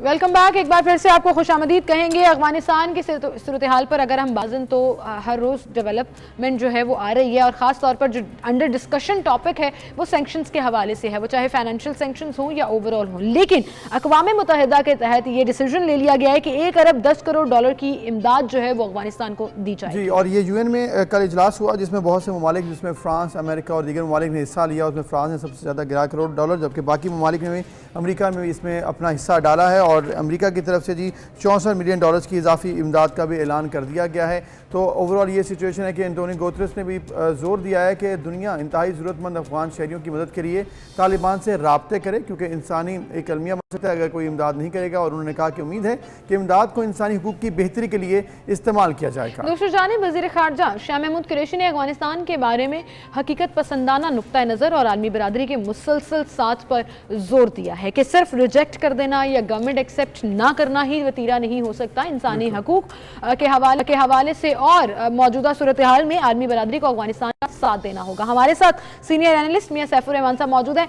मियां सैफ साहब, एक तरफ तो सैंक्शंस और पाबंदियां जो इंडिविजुअल लेवल पर अमेरिका लगाना चाहता है अफगानिस्तान पे और मना भी कर दिया कि हम हुकूमत नहीं मानेंगे, वहीं पर UN के प्लेटफॉर्म से इंसानी हकूक के लिए, अफगानियों के लिए जो इमदाद का ऐलान किया गया है उसको आप कैसा देखते हैं?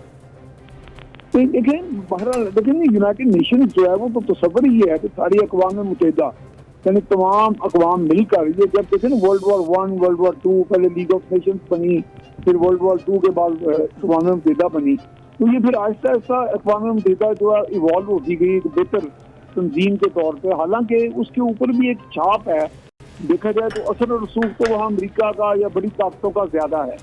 यूनाइटेड नेशन के जितने फंड्स हैं या बहुत से आप देखें उनके जो बड़े बड़े आलमी प्रोग्राम, IMF, वर्ल्ड बैंक, इन सब में सबसे ज्यादा कंट्रीब्यूशन अमेरिका की है, और अमेरिका का साथ एजेंडा भी है वहाँ चलता, और डिप्रेशन भी आती है। सैंक्शन अगर अमेरिका लगाता है किसी मुल्क पे, जैसे देखें ईरान पे लगी और भी कुछ ममालिक पे लगी, तो उनका कारोबार, उनका वो नाता ही बंद हो जाता है। तो तकरीबन यानी बड़ा मुश्किल हो जाता है उनको दुनिया में सर्वाइव करना। तो ऐसी सूरत हाल में मैं समझता हूँ फिर भी यूनाइटेड नेशंस ने अपना एक फर्ज निभाया है कि जो एक इंसानी अलमिया वहाँ जन्म ले रहा है, उस हवाले से ये कॉन्फ्रेंस हुई है। कॉन्फ्रेंस और होने वाली है आज से चंद रोज, ये तो भी गुज़िश्ता रोज हुई है, आज से चंद रोज बाद 27 सितंबर को भी एक हो रही है, जिसमें ये बाकायदा यूनाइटेड नेशंस का जो मिशन है ह्यूमैनिटेरियन असिस्टेंस इन अफगानिस्तान, वो मीट कर रहा है। तो लेकिन ये है कि इस वक्त जो ममालिक ताकतवर हैं, जिनकी मईशत बड़ी मजबूत है, अमेरिका हुआ, उसके इत्तेहादी हुए, मगरिब के ममालिक हुए, उनको फ्रंट लाइन पे आना पड़ेगा सिर्फ ह्यूमैनिटेरियन बेसिस। बिल्कुल बिल्कुल ठीक। ये अगर सिर्फ और सिर्फ अनाज की बुनियाद पे आप ह्यूमैनिटेरियन क्राइसिस को डील करेंगे तो फिर वो मसाइल तो नहीं हल होंगे। फिर इसका मतलब है कि आपके दिल में उनकी मदद करने का जज्बा नहीं है। अगर है इंसानी बुनियाद पे आप अलमबरदार हैं, डेफिनेटली, तो फिर तो ये काम आपको वो चीजें छोड़ के कि हमें फतेह हुई है या शिकस्त हुई है, सैफ रहमान साहब, उसे कतई नजर ये सोच। आपकी बात बिल्कुल ठीक है कि उसे कतई नज़र कि वहाँ पर क्या सिचुएशन है और कौन गवर्नमेंट है, इंसान तो वहाँ मौजूद हैं तो उनकी मदद करनी चाहिए। इसके अलावा ये बताइएगा कि चूँकि अब जैसे ही अफगानिस्तान की गवर्नमेंट की फॉर्मेशन हो चुकी है तब मुख्तलिफ ममालिक से ये बात आ रही है कि उनको एक्सेप्ट किया जाएगा, और क्या आपको लगता है कि आइंदा चंद दिनों में जब मजीद एक्सेप्टेंस आएगी तो ये जो अमेरिका की तरफ से $10 अरब मुंजमद किए गए हैं, इसके अलावा जो सैंक्शंस की बात की जाती है वो थोड़ी मिनिमाइज हो जाएगी और कुछ हालात मजीद बेहतर हो सकते हैं अफगानिस्तान में, जिसके असर ऑब्वियसली पाकिस्तान पर भी आएंगे? हाँ जी, देखिए अफगानिस्तान के हवाले से एक होप है, एक उम्मीद यहाँ दिखाई दे रही है कि इस वक्त जो इलाकाई ममालिक हैं, बल्कि मैं उन्हें इलाकाई ताकतें भी कह सकता हूँ, चीन है, रूस है, आप देखते हैं ना चीन भी दुनिया की, अब चीन के बारे में फोरकास्ट ये है कि वो अगले 10 साल के अंदर दुनिया के नंबर 1 पावर बन जाएगा। अगर मिलिट्री में इकोनॉमिक पावर चुका है तो वैसे भी उसको इस वक्त सेकंड बिगेस्ट पावर कहा जाता है। तो चीन और रूस जो है वो चूंकि खित्ते की पावर है और वो खित्ते में इस्तेहकाम चाहती हैं, अमन चाहती हैं, वो पहले ही से, जैसे मैं आपके प्रोग्राम्स में कह चुका हूँ, अफगानिस्तान पे फोकस था उनका, बिलखुसूस चीन का, और वो अपने तौर पे देखें मुआशी इस वक्त जो इस्तेहकाम है चीन में वो बड़े अच्छे अंदाज में उसको उसकी तामीर नौ में अफगानिस्तान की मदद कर सकता है, और अपने जो उसके 6 कॉरिडोर हैं बड़े बड़े, जिनमें सी पैक सबसे अहम कॉरिडोर है उसका इक़्तिसादी राहदारी, उसमें वो अफगानिस्तान को शामिल करना चाह रहा है, क्योंकि वो आगे जाकर सेंट्रल एशियन रिपब्लिक और ये जो वस्ती एशियाई रियासतें और ये पूरा खिता जो है इसमें उनकी एक कनेक्टिविटी बन जाती है, और वो शेयर्ड प्रॉस्पेरिटी का विजन है उनका, आपको पता है। शी जिनपिंग तो ये कहते हैं, ठीक है हमें उनसे कोई इख्तलाफ भी होगा कि वो जो 1 पार्टी अथॉरिटेरियन रूल है जो कुछ भी है, लेकिन उनकी जो मौसी पॉलिसी है वो बड़ी कामयाब है, और रास्ताकारी की पॉलिसी बड़ी कामयाब है। वो तो कहते हैं कि जी शेयर्ड प्रॉस्पेरिटी, सारी आलमी इंसानियत मिलके आपस में एक दूसरे के साथ दुख बांटे, अपनी प्रॉस्पेरिटी जो आइडियली ये बहुत अच्छा है अगर इसके ऊपर काम भी हो। और सैफ रहमान साहब, जैसे आप खित्ते की बात कर रहे हैं और सुपर पावर्स की बात कर रहे हैं, एक अपने आप में भी सुपर पावर है हमारे इस खित्ते में, जो जैसे होता नहीं है गुजरते बस कहता रहता है मैं सुपर पावर हूँ, मैं सुपर पावर हूँ, वो है भारत। और भारत ने आजकल क्या तमाशा लगाया हुआ है फेक न्यूज के ऊपर। कल उन्होंने खबर दे दी नायब वजीर आजम मुल्ला अब्दुल गनी बरादर की हलाकत का, जिसे उन्होंने क्लियर भी किया कि ये प्रोपेगेंडा है, मैं जिंदा हूँ, ऐसी कोई खबर नहीं है। मतलब इंडिया को आजकल कुछ नहीं मिल रहा तो फेक न्यूज और ऐसी मनगढ़ंत कहानियां बयान करना शुरू कर देता है। नहीं, इंडिया ने इसमें फेक न्यूज पे पीएचडी की हुई है, मैं तो कहता हूँ। ये कई सालों से वो इतनी जंगें दूसरी उन्होंने नहीं लड़ी जितनी हाइब्रिड वॉर को लड़ रहे हैं। बल्कि मुझे याद पड़ता है कि मैं आज से कुछ 4-5 साल पहले अक़वाम मुत्तहिदा की कवरेज के लिए न्यूयॉर्क गया, और वहाँ भी मैंने देखा कि उनका इतना प्रोपेगेंडा था, तो हमारी तरफ से मुझे थोड़ा सा उसमें ज़्यादा जिस बात की कमी महसूस हुई वो ये हुई कि हम उनके प्रोपेगेंडे का उनका जो नैरेटिव बेस करते थे वो जिन्हों को बनाते हैं, तामीर करते हैं नेगेटिव तरीके से, तो हमने उनको काउंटर नहीं किया। हमारे जो सुफरा हैं, हमारे जो सफारतकार हैं, हमारा मीडिया भी, मुझे बड़ा जोर लगाना पड़ा मेरे साथियों को भी जो पाकिस्तान से हमारे सहाफ़ी दोस्त साथी गए हुए थे, हमारे डिप्लोमेट्स को भी, कि जाके उनका बहुत सारा जो हमारे बारे में एक गलत तासुरात बनाए गए थे, इमेज बनाया गया, तो उसको ज़ाहिर करने। तो अब ये है कि वो तो अपना काम करता रहेगा, हम इस चीज में आए ना, और वो एक्सपोज हो रहा है हमें, वो अपनी तो जितनी भी ये तामीर की है सारी स्टोरीज, वो ऐसा एक्सपोज हो जाएगा, और मजीद अपना काम थोड़ा सा काउंटर प्रोपेगेंडा। एग्जैक्टली, बिल्कुल ठीक है आपने सैफ रहमान साहब। और जैसे कि हमारे आर्मी चीफ और वज़ीर आज़म पाकिस्तान भी कहते हैं कि इस वक्त 5th जनरेशन वॉर का ज़माना है, और इस वक्त भारत पूरी कोशिश कर रहा है कि पाकिस्तान के खिलाफ प्रोपेगेंडा किया जाए, और ये फेक न्यूज़ जिस तरह से फैलाई जाती है ये उसी प्रोपेगेंडे का हिस्सा है। तो पाकिस्तान को भी या तो अपने इस अंदाज से आना होगा कि मजीद प्रोपेगेंडा इनके खिलाफ करना होगा, किस तरह से कर रही हैं, और अपनी जो एस्टेब्लिश चीज़ें जिस तरह से कल भी डोजियर्स दिए थे उस पर मजीद काम करना होगा। उससे फायदा ये होगा कि दुनिया को असल चेहरा भारत का नजर आ जाएगा। आई थिंक हमें प्रोपेगेंडा करने की जरूरत ही नहीं है, उनके पास जर्नलिस्ट नहीं है, कॉमेडियंस हैं जैसे हम बात करते हैं, और हम सिर्फ डिफेंड कर लें उनके प्रोपेगेंडे को तो दुनिया खुद ही इनका असल चेहरा देख लेती है। फिलहाल हम एक ब्रेक की तरफ जाने, दोबारा हाजिर हैं।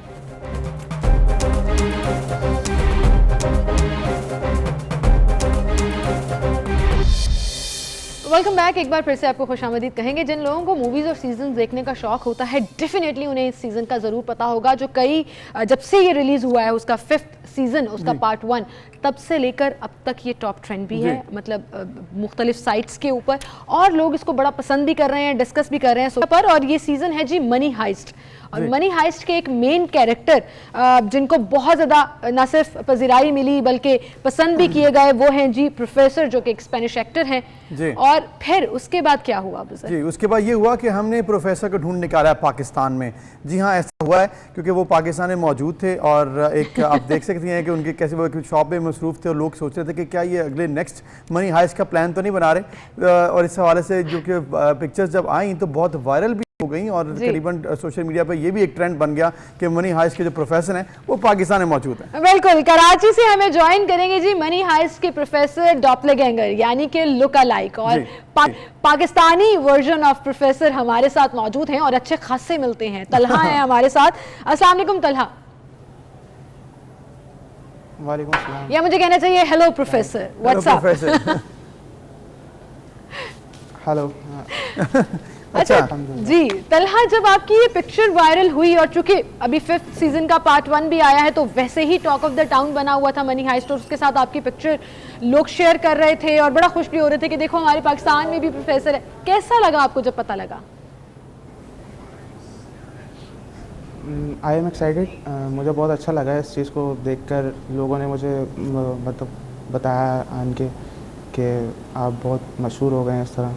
हाँ जी, मतलब मुझे बहुत यही है कि अच्छा लग रहा है, उसमें कोई मसले वाली बात नहीं है। अच्छा, मसले वाली बात तो हो भी नहीं सकती है क्योंकि आपकी पिक्चर वायरल हुई और एग्जैक्टली आप ऐसी लग रही हैं कि वाकई जो मेन कैरेक्टर हैं उस सीरीज़ के प्रोफेसर, उनसे आपकी बहुत ज़्यादा मुशाबत है। तो ये बताइएगा तला, चूँकि अब आपकी मुशाबत और हमने आपको मान लिया कि आप प्रोफेसर ही हैं, तो हमारे जो लोग देखने वाले हैं वो चाह रहे हैं कि कुछ एक कन्फ्यूजन है बहुत ज़्यादा जो एक इसमें कैरेक्टर है टोक्यो, उसके हवाले से। तो आपने हमें ज़रा बता देना है कि क्या वाकई जो है वो कैरेक्टर को डेड कर दिया गया है या फिर कुछ चांस है कि वाकई वो बच जाए? Good question, very good question.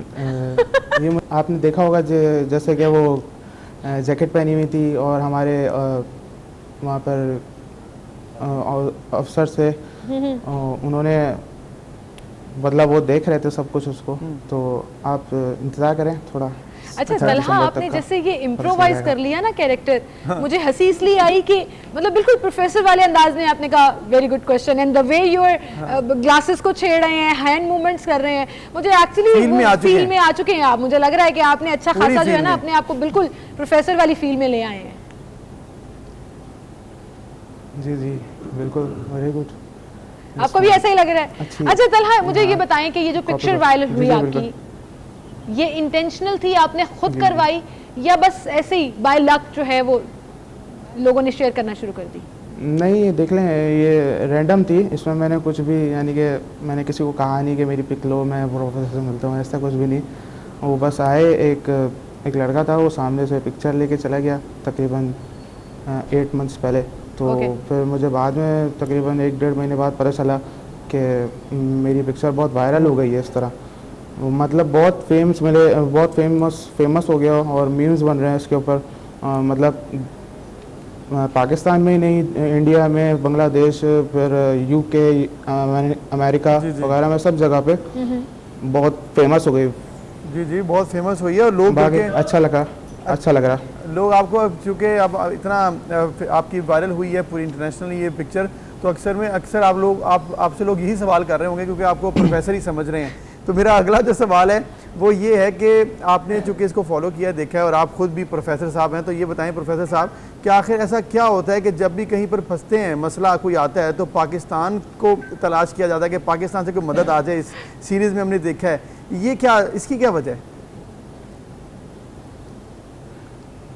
Because Pakistan वाले बहुत इंटेलिजेंट होते हैं, बहुत मतलब शार्प दिमाग होते हैं उनको।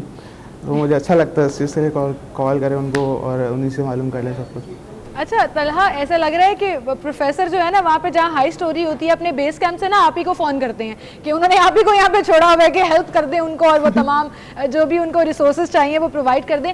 लेकिन तलहा मुझे ये बताएं कि लोग जो है ना वो, चूँकि आपकी इस तस्वीर के ऊपर मोस्टली कमेंट ये आया है कि ऐसा लग रहा है प्रोफेसर नेक्स्ट हाइस्ट प्लान कर रहा है, तो क्या वाकई आप कोई नेक्स्ट हाइस्ट प्लान कर रहे हैं या ये सिर्फ बातें जो है वो सोशल मीडिया तक ही रहने दें? नहीं, करेंगे इंशाल्लाह। वैसे ये आपका ऑफिस बड़ा अच्छा है इसके लिए। अच्छा, नहीं ये ऑफिस में कुछ मिलना नहीं है आपको, लेकिन प्लान अगर हाइस्ट करनी है तो ऑफिस में कुछ खास मिलेगा नहीं, उल्टा। एनीवेज एक ये बात और भी बताएं कि क्योंकि वैसे तो अभी तो स्पेन में ज्वेलरी के लिए बहुत कर रहे हैं, ज्वेलरी जी गोल्ड पिघला रहे हैं अभी। पता नहीं वो कैसे बाहर जाएगा। लेकिन अबू सर एक जो इन्होंने बात की ना कि आपका ऑफिस बड़ा प्यारा है, तो मुझे उससे एक्चुअली लगा क्योंकि प्रोफेसर जहां भी होता है ना, वो कैरेक्टर मनी हाइस्ट में जहां भी होता है वो स्ट्रेटेजाइज कर रहे होता है, चीजों को ऑब्जर्व कर रहा होता है। तो मुझे ऐसा एक फीलिंग सी आई है, एक डर सा लगा है मुझे कि ये शायद नहीं, डरने की बात नहीं है, वो हमारे पास काउंटर बड़े तरीकाकार हैं। नहीं, आपको डरने की जरूरत नहीं है इसके लिए। हाँ एग्जैक्टली। तो तला ये बताएं कि आप चूंकि फॉलो भी कर रहे हैं, आपको क्या लगता है कि नेक्स्ट हाइस्ट, क्योंकि बहुत ज़्यादा, क्योंकि ये सीरीज़ देखी जाती है, पाकिस्तान में बहुत फॉलोअर्स हैं इसके, टॉप 10 बन रहा है, तो अगर इसमें तो अभी जो चल रहा है, लेकिन पूरी हो जाए वही बहुत बड़ी आइंदा आने वाले प्लान्स में क्या नजर आता है, वो कहाँ पर जा सकते हैं, क्या कर सकते हैं?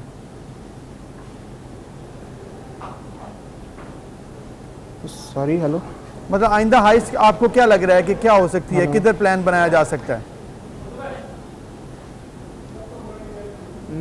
हो सकता है, मे बी पॉसिबल कि पाकिस्तान में बने। हो आप तो पाकिस्तान के अंदर रहते हैं, पाकिस्तान में वो बना दें। खैर मनी हाइस्ट तो फिनाले की तरफ जा रहा है, बट ओवरऑल अगर आपको, चूंकि माशाल्लाह गुड लुक्स भी हैं और फिर एक सुपरस्टार से जब रिजेम्बलेंस आ जाए तो बंदा लाइमलाइट में आ जाता है और फिर नोटिस भी होता है। सो यहाँ पर अगर आपको ड्रामा में या मूवी में या कोई ऐसी हाइस्ट टाइप फिल्म बन रही हो और रोल ऑफर हो तो करेंगे आप? जी बिल्कुल, क्यों नहीं, रोल ऑफर हो बिल्कुल करेंगे, क्यों नहीं, इसके लिए मना नहीं है। अच्छा, तो बेसिकली आपको, वैसे आपकी माशाल्लाह पर्सनैलिटी भी अच्छी है और आप जिस तरह से वायरल हो चुकी है पिक्चर, तो मुझे नहीं लग रहा कि कोई ऐसा मसला रहेगा। आपको ज़रूर कोई ना कोई चांस ज़रूर मिलेगा और बस आप एक्टिंग स्किल्स के ऊपर काम करना शुरू कर दें, क्योंकि वो दिन दूर नहीं है कि आपको कोई ना, जैसे ग्लासेस हिला रहे थे, कोई दिन दूर नहीं है कि आपको कोई ना कोई ज़बरदस्त ऑफर हो जाए। तला, थैंक यू तला, इंशाल्लाह हो जाएगा आप, इंशाल्लाह। Thank you Talha for being with us and good luck for your future. सी होती हैं जो फॉर फन से एक बड़ी मज़ेदार लगती हैं, लेकिन फिर जब आप उनसे मुलाकात कराते हैं, आप देखिए मतलब ही डिडंट नो कि इनकी वीडियो या पिक्चर वायरल हो जाएगी। एनीवेज जी, आज के लिए हमारा वक्त खत्म हो चुका है, इंशाल्लाह कल मिलेंगे, अपना ख्याल रखिएगा, अल्लाह हाफ़िज़।